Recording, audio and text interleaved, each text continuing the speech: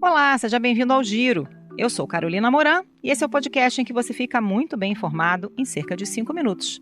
Bora pro Giro? Começo te contando sobre mais um movimento do Supremo Tribunal Federal para coibir os penduricalhos. 4 ministros determinaram que magistrados de tribunais de justiça de 6 estados e do Distrito Federal devolvam recursos recebidos em desacordo com os limites estabelecidos pela Corte. A reportagem é do Felipe Igreja. Ministros do Supremo Tribunal Federal mandam juízes de 6 estados e do DF devolverem pagamentos exorbitantes recebidos em forma de penduricalhos. Alguns magistrados chegaram a ter pagamentos de 3 milhões de reais autorizados pelos tribunais. STF também intimou o Corregedor Nacional de Justiça a apurar eventual responsabilidade administrativa e disciplinar dos presidentes dos tribunais de justiça que desobedeceram a ordem do STF e pagaram valores acima dos permitidos.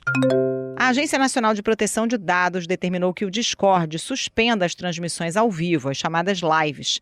Essa medida vem após a morte de uma jovem de 13 anos que teria sido induzida ao suicídio por outros adolescentes através da plataforma. O Matheus de Souza tem as informações. A Agência Nacional de Proteção de Dados determinou a suspensão das transmissões ao vivo no Discord até que a plataforma comprove a adoção de medidas para proteger crianças e adolescentes.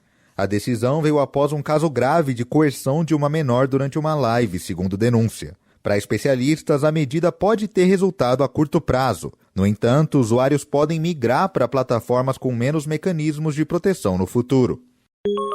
O presidente Lula se reuniu nesta quarta-feira com o presidente do Senado, Davi Alcolumbre, e conseguiu destravar parte dos projetos que considera prioritários.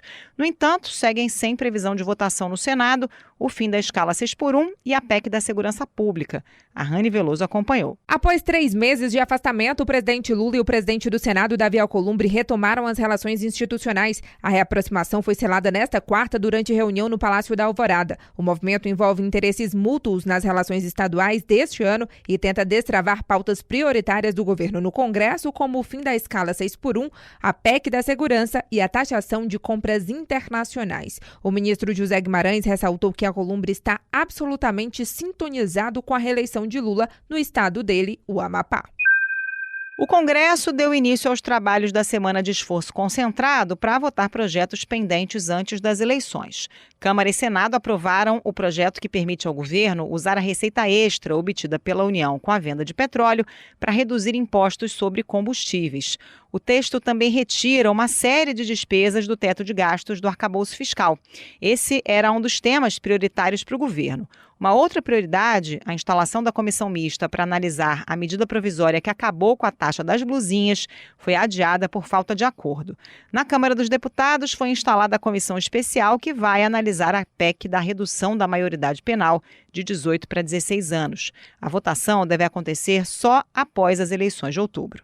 A gente volta já com o Giro. A Associação Internacional de Radiodifusão e a Sociedade Interamericana de Imprensa publicaram notas em que manifestam preocupação diante das medidas judiciais aplicadas ao caso do jornalista maranhense Luiz Pablo, investigado por suspeita de perseguição contra o ministro Flávio Dino do Supremo Tribunal Federal. Na terça-feira, a Polícia Federal cumpriu mandados de busca e apreensão contra uma fonte do jornalista, o ex-secretário do governo do Maranhão, Raimundo Cotrim, numa operação autorizada pelo ministro Alexandre de Moraes. Em nota conjunta publicada na terça-feira, entidades brasileiras de imprensa também manifestaram profunda preocupação. O candidato do PT ao governo de São Paulo, Fernando Haddad, pediu ao Ministério Público Eleitoral que investigue uma abordagem feita pela Polícia Militar a um carro utilizado por ele na noite de terça-feira. Na avaliação do petista, a ação foi ostensiva e atípica.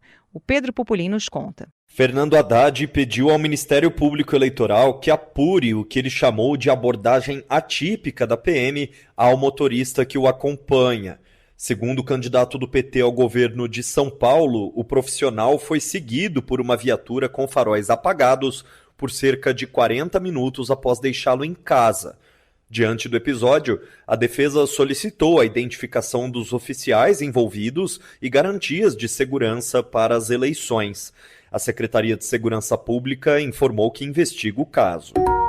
A A campanha de Flávio Bolsonaro admitiu que páginas oficiais com o perfil do senador apresentavam informações equivocadas sobre seu currículo. A biografia do parlamentar no site da Assembleia Legislativa do Rio de Janeiro atribui ao presidenciável uma pós-graduação em Ciências Políticas pela Universidade Federal do Rio de Janeiro, mas a instituição informou não ter registro de Flávio como aluno. O site do Senado informa a mesma especialização, mas sem indicar em qual instituição.